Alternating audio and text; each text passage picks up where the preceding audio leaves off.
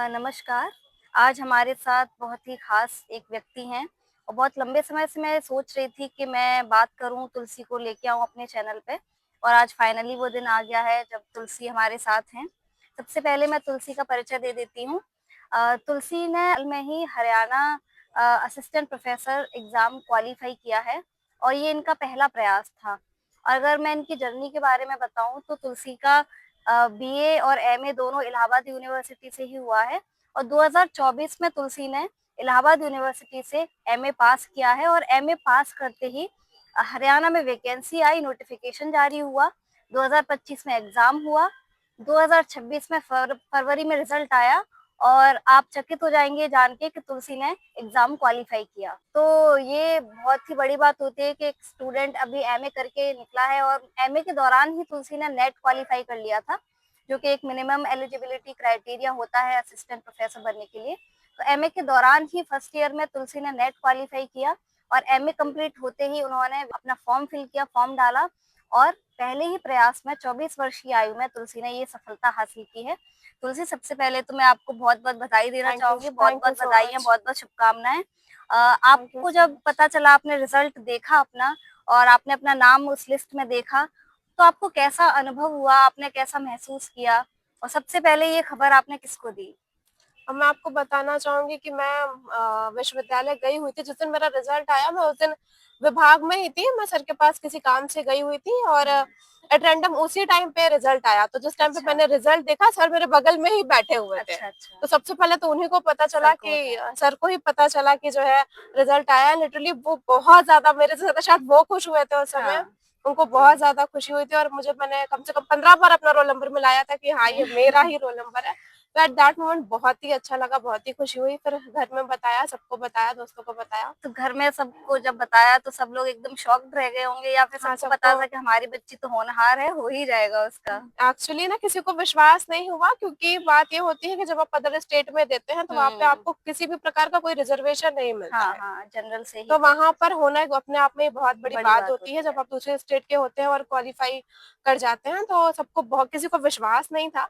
मतलब हुँ, सबको लग रहा था कि हाँ, हो जाएगा, नहीं भी होगा इसके भी चांसेस थे। हुँ, लेकिन जब हो गया तो सबको बहुत ही ज़्यादा खुशी हुई, बहुत ज़्यादा घर में भी और विभाग में भी सर लोगों को बहुत ज़्यादा अच्छा लगा, सबको हुँ। बहुत खुशी हुई बहुत थी। बड़ी बात है तुलसी, यही पहले प्रयास में ही इतना बड़ा एग्ज़ाम क्वालीफ़ाई करना, वो भी अदर स्टेट का, क्योंकि बहुत बार हम ऐसे देखते हैं, बहुत सारे स्टूडेंट्स भी ये बोलते हैं कि एक डिफ़िकल्टी होती है। अगर अदर स्टेट का स्टूडेंट होता है तो वहाँ पे थोड़ा-सा वो डिफ़िकल्ट हो जाता है एग्ज़ाम को क्वालीफ़ाई करना। और सबसे बड़ी बात ये है कि आपका जेआरएफ भी नहीं था, तो यहाँ पे एक ये फैक्टर भी रहता है कि जिन लोगों का जेआरएफ नहीं होता, वो थोड़ा-सा डिमोटिवेटेड रहते हैं। फिर उनको लगता है कि पहले जेआरएफ कर लेते हैं, असिस्टेंट प्रोफ़ेसर बाद में देखेंगे। लेकिन एग्ज़ैक्टली। आपने ऐसा नहीं सोचा, आपने असिस्टेंट प्रोफ़ेसर की प्रिपरेशन शुरू की। जी। तो अगर हम एग्ज़ाम पैटर्न की बात करें, तो आप एक बार एग्ज़ाम पैटर्न बता दीजिए कि क्या एग्ज़ाम पैटर्न रहा है इसका? इसमें कुल मिला के 3 चरणों में एग्ज़ाम होता है। सबसे पहले आपका प्रीलिम्स होता है, जैसे कि यूपीएससी वगैरह में ही होता है, सेम वही प्रोसेस इसका भी रहता है। सबसे पहले प्रीलिम्स होता है, जो ऑब्जेक्टिव नेचर का होता है। हरियाणा में कोई विशेष जीके वहाँ पे नहीं पूछा जाता, जैसे कि अदर स्टेट में पूछा जाता है, राजस्थान या और यूपी वगैरह में। वहाँ पे 100 क्वेश्चन होते हैं प्रीलिम्स में, जो क्वालीफाई नेचर का होता है और इसके कोई भी मार्क्स आपके मेन जो रिजल्ट आता है उसमें काउंट नहीं होते हैं। वो केवल मेंस और इंटरव्यू के लिए एक एग्जाम होता है। 100 प्रश्न रहते हैं, 5 ऑप्शन रहते हैं, जिसमें एक ई ऑप्शन रहता है, जो आपको अगर कोई उत्तर नहीं आ रहा है तो आपको ई में गोला बनाना हुँ, पड़ता है कि वो उत्तर आपको नहीं आता है। प्रीलिम्स के बाद मेंस होता है, जिनका प्रीलिम्स क्वालीफाई हो जाता है। जो मेंस होता है वो सब्जेक्टिव नेचर का होता है और वहाँ के अदर अदर स्टेट में इसका अलग अलग पैटर्न होता है। वहाँ पे जो पैटर्न था उसमें कुल मिला के आपके 15 प्रश्न होते हैं और वो 15 प्रश्न भी सारे के सारे आपके विषय से संबंधित रहते हैं, जीएस या जीके से नहीं होते हैं। 15 क्वेश्चन, प्रत्येक क्वेश्चन 10 नंबर का होता है और उसके लिए आपको एक कॉपी दी जाती है, उसी में आपको लिखना होता है। कोई अदर शीट नहीं होती है, प्रश्न के नीचे ही स्पेस रहती है जिसमें कि आपको अपना उत्तर लिखना होता है। प्रत्येक प्रश्न के लिए आपको मैक्सिमम 4 पेज मिलते हैं, उससे ज़्यादा आप नहीं लिख सकते और इतना समय भी नहीं होता है कि आप उससे अधिक लिख सकें। कुल मिला के आपको केवल 3 घंटे मिलते हैं और उसी 3 घंटे में आपको अपना पेपर करना होता है। विशेष तौर पर मैं ये कहना चाहूँगी कि 3 घंटे उतने प्रश्नों के लिए अमूमन सबके लिए कम पड़ जाते हैं, क्योंकि आपको सोच के उत्तर लिखना पड़ता है उस समय में। इसलिए ये ज़रूर ध्यान रखें कि एक ही प्रश्न पे आप अपना समय ज़ाया ना करें। तो विशेष तौर पे मैं सबको कहना चाहूँगी कि प्रत्येक प्रश्न भले ही वो आप 1.5 पन्ने का लिखें, 2 पन्ने का लिखें, कुछ भी लिखें, लेकिन किसी भी उत्तर को आप छोड़िए मत। जो भी आता है, जितना भी आता है, आप उसको लिखिए। भले कि जो नहीं आ रहा है उसको बाद में लिखें, लेकिन लिखें ज़रूर। अटेम्प्ट पूरा करें अटेम्प्ट पेपर। पूरा करना चाहिए। और उसके बाद मेंस के बाद इंटरव्यू का जो है सेक्शन रहता है, और इंटरव्यू में जो भी एग्जामिनर आपके बैठे रहते हैं, एक्सपर्ट आपके बैठे रहते हैं, वो उनके ऊपर डिपेंड करता है कि वो आपसे क्या पूछेंगे। वैसे तो जनरली उसके लिए कोई निर्धारित सिलेबस होता नहीं है इंटरव्यू के लिए। आपको वहाँ पे मैं बताना चाहूँगी, जब हिंदी का इंटरव्यू हो रहा था, तो वहाँ पे 4 अलग-अलग बोर्ड रहते हैं, और वो बोर्ड आपको ड्रॉ के माध्यम से वहाँ पे आपको चिट्ठी निकालनी पड़ती है, वो बोर्ड आप खुद ही चूज़ करते हैं। जो भी आपका नंबर निकलता है, आपको उस बोर्ड में जाना पड़ता है इंटरव्यू देने। पहले से निश्चित नहीं रहता, वो वहीं जाके पता वहाँ चलता जाके है। पता चलता है, और वो बोर्ड आप खुद चूज़ करते हैं वहाँ हाँ। पे, वो आपको नहीं भेजते कि आप फलाना बोर्ड में अच्छा। जाइए। आप एक हाँ, चिट इससे क्या है निकालते कि हैं। वो फेयर सिलेक्शन सुनिश्चित हाँ। होता है कि और वहाँ जब आप बोर्ड में इंटरव्यू देने जाते हैं, तो वो आपका रोल नंबर भी नहीं पूछते हैं, क्योंकि आपको आपका रोल नंबर भी वहाँ पे रिवील नहीं होता। आपको एक कार्ड मिलता है, और कार्ड पे नंबर लिखा होता है, और उसी नंबर के आगे आपका इंटरव्यू में जितने भी मार्क्स होते हैं वो लिख देते हैं। उनको आपका रोल नंबर भी नहीं पता जी, होता है। जी, तुलसी। और और इंटरव्यू का वेटेज भी काफ़ी कम है इसमें, हाँ, इसमें जो मेन वेटेज होता है वो मेंस का मेंस होता का है। रहता है।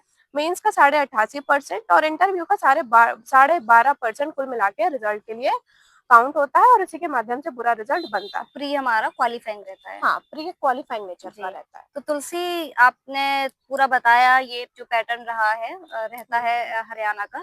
अब इसमें हम ये आपका हिंदी सब्जेक्ट है। जी। तुलसी, स्ट्रैटेजी क्या रही आपने प्री और मेंस के लिए किन-किन सोर्सेज़ को रेफर किया? कौन से मटेरियल आपने फॉलो किए? और क्या कोई आपने यूट्यूब चैनल भी फॉलो किया? तो जो भी आपकी स्ट्रैटेजी रही, जो भी आपके सोर्सेज़ रहे, वो आप एक बार बता दीजिए। तो सबसे पहले तो मैं ये कहूँगी कि मैंने विशेष तौर पे किसी यूट्यूब चैनल को नहीं देखा, फॉलो नहीं किया। हाँ, कभी एक-आध जो है हो गया कि देख लिया क्वेश्चंस वगैरह, लेकिन वैसे प्रॉपर मैंने किसी चैनल को नहीं देखा। और सबसे बड़ी चीज़ ये कहना चाहूँगी, जैसे कि इसमें प्रीलिम्स होता है जो कि ऑब्जेक्टिव नेचर का होता है, तो लोग उसके लिए अमूमन गाइड वगैरह पढ़ते हैं। तो जो क्वेश्चन आते हैं वो वन लाइनर नहीं होते हैं, चाहे वो प्रीलिम्स में भी हो, तो प्रीलिम्स में भी ऐसे क्वेश्चन होते हैं जो असर्शन और रीजन के होते हैं, जिनको जो मेन टेक्स्ट होता है उसको पढ़े बिना आप समझना नहीं नहीं सॉल्व कर कर सकते, सकते हैं। हाँ। जैसे कि मैं बताना चाहूँगी कि जो हिंदी का सिलेबस था, वो हरियाणा ने हिंदी का सेम वही सिलेबस रखा था जो कि नेट जेआरएफ के एग्ज़ाम का अच्छा, होता अच्छा। है। तो उसमें जो उपन्यास, कहानी, निबंध वगैरह जो भी लगे थे, सेम सब कुछ वही था। वही था। तो इसके लिए सबसे पहले तो मैं यही कहूँगी कि गाइड पढ़ के कुछ भी नहीं हो सकता है। गाइड आप तब पढ़ सकते हैं जब आपने पूरे टेक्स्ट पढ़ लिए। रिवीजन के लिए कर सकते रिवीजन के हैं। लिए आप गाइड पढ़ सकते हैं, और कौन-सा उपन्यास या कहानी कब प्रकाशित हुई, कौन-सी किताब कब लिखी गई, तो आप फैक्ट्स उन के लिए। तारीखों के लिए आप गाइड से उसको याद कर सकते हैं। लेकिन सबसे बड़ी चीज़ होती है कि आपको जो टेक्स्ट होते हैं, चाहे वो किताबें। नॉवल हो, यात्रा वृत्तांत हो, जितना भी सब कुछ लगा है, 20-25 जितने भी नॉवल वगैरह लगे हैं, वो आपको पूरा पढ़ना पड़ेगा, टेक्स्ट पढ़ना पड़ेगा, तभी आप जब आप टेक्स्ट पढ़ लेते हैं, तो आप प्रीलिम्स और मेंस दोनों ईज़िली निकाल सकते हैं। उसके लिए फिर अलग से कहीं से रटने की ज़रूरत नहीं पड़ती, क्योंकि जब आपने टेक्स्ट पढ़ा है, तो आपको उसकी पूरी कहानी पता है, कौन-सी घटना पहले आ रही है, कौन-सी घटना बाद में आ रही है, सब आपको अच्छे से पता हो हाँ, जाती है। तो जब आप मूल टेक्स्ट पढ़ लेते हैं, तो आपका सब कुछ वैसे ही तैयार हो जाता है। आपको अलग से किसी तैयारी की ज़रूरत नहीं पड़ती है। और फिर तो तुलसी, आपने बताया कि आपने जो भी सिलेबस में था, वो सिलेबस में जितने भी उपन्यास लगे हुए हैं, यात्रा वृत्तांत हैं, तो वो आपने पूरे जो ओरिजिनल टेक्स्ट हैं, वो सारे ओरिजिनल टेक्स्ट पढ़े थे। जी। लेकिन क्या कोई और अलग से कोई बुक्स आपने इसके लिए रेफर की थी, या फिर कोई गाइड जो रिवीजन के लिए आपने बताया कि रिवीजन के लिए या फैक्ट्स के लिए हम कोई गाइड फॉलो कर सकते हैं, तो आपने कौन-सी गाइड को फॉलो किया था? गाइड के लिए मैंने जो दृष्टि की आती है नेट जेआरएफ के लिए, मैंने मूल पूरा टेक्स्ट पढ़ने के बाद जब मुझे केवल रिवीजन करना था डेट वगैरह के लिए, तो मैंने दृष्टि लिया था। वो पहले से ही लिया हुआ है, तो वही मैंने दृष्टि पढ़ा था। और जैसे कि सब जानते हैं कि उसमें साहित्य का इतिहास लगा होता है, तो तो जो हिंदी के क्षेत्र में सबसे प्रमुख है रामचंद्र शुक्ल का हिंदी साहित्य का इतिहास, दूसरा बच्चन सिंह का हिंदी साहित्य का दूसरा इतिहास, और रामस्वरूप चतुर्वेदी का हिंदी साहित्य और संवेदना का विकास। ये 3 होता है जिसको यदि आप पढ़ लेंगे तो मुझे लगता है कि वो सारा आपका कवर अप हो जाता है। जी, और तुलसी। मैंने विशेष तौर पे अलग से कोई और किताबें ऐसी नहीं पढ़ी थी। जो मूल उसमें था वो पढ़ा, और बाकी मैं केवल और केवल सिलेबस पे फोकस नहीं रही थी, और भी जो मुझे ऑनलाइन है वो हंसी हाँ। कहानियां हैं, उपन्यास हैं, तो वो मैंने अदर भी पढ़ा था। केवल और केवल ऐसा नहीं है कि मैंने पूरा समय केवल जो मेन टेक्स्ट था या जो सिलेबस था उसी को पढ़ा हो, ऐसा कुछ भी नहीं था। मैं अपने मन के हिसाब से जो मेरा मन होता था वो मैं पढ़ लेती थी। तो पढ़ने का शौक रहा है आपको, हाँ। किताबें पढ़ने का। जी, तो तुलसी जैसा कि पता है कि सब्जेक्टिव पेपर होता है, तो एक आंसर राइटिंग यहाँ पे बहुत ज़्यादा इम्पोर्टेंट हो जाती है। हम किस तरीके से अपना आंसर फ्रेम कर रहे हैं, उसका क्या स्ट्रक्चर है और क्या आपने उसकी भी अलग से कोई प्रैक्टिस की थी आंसर राइटिंग की? उस पे कैसे आपने उसके लिए कैसे तैयारी की? आंसर राइटिंग की मैंने कोई, मैं सच बताऊं, बहुत ज्यादा प्रैक्टिस नहीं की थी।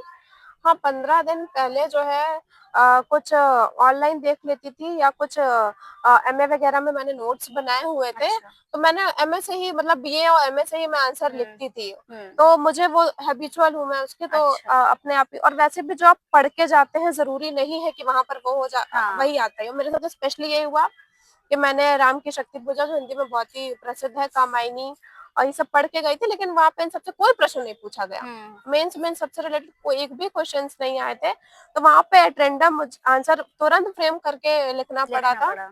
और आंसर में लिखने में सबसे बड़ी चीज ये होती है कि आप एक एक चीज को एक एक पैराग्राफ में कवर अप करते जाइए। तो हुँ। जब आप पैराग्राफ में एक एक चीज को कवर अप करके लिखते हैं तो वो आंसर और ज्यादा अच्छा हेडिंग्स दिखता बना है। के, पॉइंट्स डाल के, हाँ थोड़ा अच्छे से स्ट्रक्चर वे में लिखते हैं तो अच्छा इम्पैक्ट पड़ता है उस जी। चीज़ का। तो ये तो पूरा रहा हमारा प्री का और मेंस का स्ट्रैटेजी, पूरा रिसोर्सेज आपको क्या-क्या फॉलो करना है। अब आगे बढ़ते हैं, इंटरव्यू की बात करते हैं। तो तुलसी क्या आपने कोई मॉक इंटरव्यू भी दिया था या फिर आपने कहीं और से इसकी प्रिपरेशन की थी इंटरव्यू की? और आपका इंटरव्यू का ओवरऑल एक्सपीरियंस कैसा रहा? अगर इंटरव्यू की बात करें तो हमारे विभाग में ही हमारी जो विभागाध्यक्ष हैं लालसा मैम, और हमारे जो प्रोफेसर्स हैं अमरेन सर, लक्ष्मण सर और विजय सर, और अन्य सभी जितने भी हैं, हुँ। सभी ने इसमें सहयोग दिया था, क्योंकि जितने भी अभ्यर्थी जो है सेलेक्ट हुए थे इंटरव्यू के लिए, उन हुँ। सबके लिए सर लोग ने एक अलग से मॉक इंटरव्यू ऑर्गेनाइज किया था अच्छा, अच्छा। डिपार्टमेंट में हुँ। ही। तो उसी में जो है हम लोग का जितने भी लोग थे उन सबका मॉक इंटरव्यू लिया गया था, और उसमें भी बीएचयू से भी कुछ लोग आए थे, तो अच्छा। सर लोग ने उनका भी लिया था। हुँ, हुँ। और उसके बाद उन्होंने सबको फीडबैक दिया कि हुँ। कौन किस क्षेत्र में कमजोर है, और हुँ। उसको किस चीज में अधिक मेहनत की जरूरत होती है। हुँ। ना केवल अध्ययन के क्षेत्र में, बल्कि वहाँ पे अपने आप को आपको प्रेजेंट कैसे करना है, हुँ। कैसे बैठना है, कैसे बोलना है, किसी के सामने आपको नर्वस नहीं होना है। कुल हुँ। मिला के अगर आप वहां तक पहुंच रहे हैं तो आपने अच्छा ही लिखा होगा। इंटरव्यू में हुँ। मेन उन्होंने यही बताया कि आप जो है तुरंत अपने आप को वहाँ पे एक्सप्रेस कैसे कर सकते हुँ। हैं। हुँ, हुँ। तो वो एक मॉक इंटरव्यू यहाँ पर हुआ था जिसने काफी जो है हम लोग की मदद की मदद थी। की। तो और फिर उसके बाद जब वहां पर इंटरव्यू हुआ 5 तारीख को, मेरा 5 फरवरी हुँ। को था वहाँ पे, सेकेंड स्लॉट में था, तो उसमें सबसे पहला इंटरव्यू हमारा ही हुआ था। अच्छा। और अलग, जैसे कि मैंने पहले भी बताया, वहाँ पे अलग अलग जो है केबिन होते हैं जहाँ पर हुँ। होता है, और उसके लिए हुँ। आप खुद ही चूज करते हैं कि हुँ। आपको हुँ। कौन से पैनल। उसमें जाके देना है। तो अब जब मैं वहां पे गई तो मुझसे, मैं जैसे कि अमूमन नेचर होता है सबका, आप लोग हुँ। पूछते हैं, तो मैं भी पूछ के गई थी कि क्या क्या पूछा जा रहा है वहां पर। तो हुँ। वहां पे लोगों ने बोला कि जीएस और जीके नहीं पूछते हैं। अच्छा। मैंने भी इतना ज्यादा उसके लिए तैयारी नहीं की थी, हुँ। लेकिन फिर मैं जब गई तो बोर्ड मेंबर ने सबसे पहले मेरे को हरियाणा जीएस से ही सवाल अच्छा। पूछ लिया। तो हुँ। मेरे को सबसे पहला डर यही था कि मैं पहला ही सवाल नहीं बता पाई, पहले दो हाँ। सवाल तो मैं नहीं बता पाई थी, जैसे कि शुरू में ही घबराहट होने लगी थी। हुँ। हुँ। लेकिन जब उन्होंने तीसरा प्रश्न पूछा कि वहां पे कौन कौन से जिले आप जानती हैं, या कि हरियाणा के बगल में जो राज्य है जैसे कि हिमाचल है, तो हुँ। अगर आपको जाना होगा तो कौन से जिले से होके जाएंगे, तो अच्छा। वो मुझे आता था, तो वो सब मैंने हुँ। बताया। तो 2-3 क्वेश्चन मैंने बता लिए थे वहाँ के जीके के। और फिर उसके बाद वहाँ पे मेरे बोर्ड में 4 लोग बैठे हुए थे, फिर बाकी जो 3 अदर मेंबर थे उन्होंने मुझसे सब्जेक्ट के रिगार्डिंग ही क्वेश्चन पूछे थे। अच्छा। हुँ। तो हिंदी से ही उन्होंने पूछे, तो फिर मैंने हिंदी के जितने भी प्रश्न उन्होंने पूछे थे मैंने सारे बता दिए थे। और फिर वहाँ पे उन्होंने टीचिंग भी करवाई थी, वहाँ पे बोर्ड रखा अच्छा। होता है, तो वो हाँ। आपको पढ़ाने के लिए भी कहते अच्छा, हैं। अच्छा। तो फिर उन्होंने वहाँ पर मुझसे अलंकार पढ़वाया था, जो कि मैंने पढ़ा दिया था। हुँ। तो ओवरऑल मिला के कहें तो जो इंटरव्यू का एक्सपीरियंस था वो पहला था, हुँ, पहला जो इंटरव्यू था। पहला इंटरव्यू था। इसके पहले तो मॉक दिया था, वो हुँ। डिपार्टमेंट में ही हुआ था। हुँ। तो ओवरऑल था वो अच्छा था। डर इस बात का था कि मैं उसी स्टेट का क्वेश्चन नहीं बता पाई थी, शुरू का ही 2 नहीं बता पाई थी, तो इस बात का डर था मुझे। जी तुलसी, तो कुल मिला के आपका ओवरऑल अगर एक्सपीरियंस इंटरव्यू का अच्छा ही रहा, जी। तो आपसे जितने भी विषय के क्वेश्चंस पूछे गए तो वहाँ आपने अच्छे से उनका उत्तर दिया, अच्छे से हाँ। आंसर दिया। जी तुलसी, तो अगर ये हमने पूरा तुलसी का स्ट्रैटेजी जान लिया, प्री का हमने जाना, मेंस का जाना, इंटरव्यू का एक्सपीरियंस उनका देखा, और मैं आपको बता दूं कि सबसे बड़ी बात जो यहाँ पे ये यही है कि एमए होते ही उन्होंने ये एग्जाम दिया और क्वालिफाई किया। तो आपको इसके लिए मोटिवेशन कहाँ से मिली तुलसी? आप क्या आपके कहीं किसने आपको गाइड किया इसके लिए, या आपके खुद से ही आपने ये डिसाइड किया कि मुझे ये एग्जाम क्वालिफाई करना है? और आप किस तरीके से इसकी पढ़ाई करती थी उसके बारे में एक बार बताइए। तो अगर मैं गाइडेंस की बात करूँ तो मतलब मेरा जो फैमिली बैकग्राउंड रहा है वो ऐसा कुछ भी नहीं रहा है, क्योंकि हम्म। मेरे जो फैमिली में है वो सारे सीए के अच्छा। फील्ड में है, कोचर फील्ड में तो कोई भी नहीं है। तो मुझे जितना भी गाइडेंस मिला है वो मेरे प्रोफेसर से ही मिला है कि अच्छा। मुझे क्या करना है, कैसे करना है, हम्म। कैसे लिखना है, ये सब उन्होंने ही समझाया था। तो मुझे जितना भी गाइड किया वो सर लोगों ने किया। और जैसे कि मेरा जेआरएफ में निकला था, तो इत्तेफाक से जिस दिन मेरा इंटरव्यू था उसके 1 दिन पहले ही जेआरएफ का रिजल्ट भी आया था। हम्म। तो उसकी भी थी कि इस बार भी नहीं निकला है। हम्म। तो एक घबराहट थी, तो तब पर भी सर लोगों ने फ़ोन पर समझाया कि जो होगा अच्छा होगा, घबराना नहीं है, इस चीज़ के लिए उदास नहीं होना है। हाँ। तो सर लोगों ने तो मुझे बहुत ही मतलब हिम्मत दी है, बहुत ही ज़्यादा मोटिवेट किया है, और बाकी जो है परिवार वालों का भी जो है वो मोटिवेशन था। तो फ्रेंड्स का भी था, वो लोग हमेशा कहते रहते थे कि आप अच्छी हैं, आप कर ले जाएँगी, आपको जो है रुकना नहीं है। तो कुल मिला के किसी एक का वो मैं नहीं कहूँगी, फ्रेंड्स सब ने, लोगों फैमिली का ने, सहयोग रहा। सर लोगों ने, सबने मुझे बहुत ही ज़्यादा जो है साथ दिया है मेरा इस तो तरह ये यहाँ तक बहुत की जर्नी अच्छी में। बात है तुलसी की प्रोफेसर्स का कितना सहयोग रहा आपकी जर्नी में। तो तुलसी, अगर लास्ट में मैं अगर आपसे पूछूं कि कोई ऐसी बात हमारे ऑडियंस को आप जो कहना चाहें, जो बोलना चाहें, जो मैसेज अगर आप अपनी तरफ से कोई देना चाहती हैं तो? तो मैं यही कहना चाहूँगी कि बहुत से लोग जो किसी भी एग्ज़ाम के प्रिपरेशन के लिए सबसे पहले ये कहते हैं कि जो है डिस्ट्रैक्शन, जिसको आजकल सबसे बड़ा माना जाता है कि इंस्टाग्राम बंद कर दिया, फेसबुक बंद कर दिया, सब कुछ छोड़ दिया, घूमना छोड़ दिया। तो आप थी सोशल मीडिया पे? हाँ, मैं ऑल टाइम जब तक मेरा मेंस था, इंटरव्यू था उसके 1 दिन पहले तक मैंने इंस्टाग्राम पे रील स्क्रॉल करी है। तो अच्छा। मैंने जो है मैं ये नहीं कहना चाहूँगी कि आप मोबाइल बंद कर हुँ। दीजिए, घूमना बंद कर दीजिए, कहीं जाना बंद कर दीजिए। अगर आपने रेगुलर पढ़ाई की है, अगर आपका कंटिन्यूअसली आपका जो है अध्ययन रहा है, तो मुझे नहीं लगता है कि किसी एक दिन आपको ये ज़रूरी है कि आप 9 घंटा एक ही दिन बैठ के हुँ। पढ़ें तभी आपका निकलेगा, तो ऐसा कुछ भी नहीं है। अगर आप कंटिन्यूअसली हर दिन पढ़ रहे हैं, भले हुँ। 1 ही घंटा पढ़ रहे हैं, आधी घंटा पढ़ रहे हैं, तो वो बहुत बड़ी चीज़ है। तो इसलिए जो है पैनिक नहीं होना है, अपने आप को एक कमरे में बंद नहीं करना है कि कल पेपर है तो जो है आज मैं कहीं हुँ। पर भी नहीं जाऊँगा, तो ऐसा कुछ भी नहीं है। मस्ती के एन्जॉय साथ पढ़ना है, एन्जॉय हाँ, करना है, उस जर्नी को भी एन्जॉय उस करना है। जर्नी को भी एन्जॉय करना है, हुँ। एग्ज़ैक्टली। तुलसी ने बहुत अच्छी बात कही कि उतना आपको नहीं करना है, उसको आपको एक जंग की तरह नहीं लेना है एग्ज़ाम को, मस्ती में आपको सब कुछ करना है, एन्जॉय करना है, बाहर भी जाना है, और आपको बस कंसिस्टेंटली पढ़ते रहना है। एग्ज़ैक्टली, अगर आपने रेगुलर किया है तो किसी एक दिन में आपको प्रेशर लेने की ज़रूरत नहीं है, आप जी, आराम से हाँ। कर ले जाएँगे। ज़रूरी ये है कि आप रोज़ कुछ थोड़ा-बहुत हाँ, करें, थोड़ा डेली आगे बढ़ें, नया कुछ एग्ज़ैक्टली। सीखें, वो चीज़ बहुत ज़रूरी है। थैंक यू सो मच तुलसी अपना समय देने के लिए। आप मैं उम्मीद करती हूँ कि आपको ये वीडियो बहुत ही पसंद आया होगा। Thank you so much all for watching. Welcome. नमस्कार।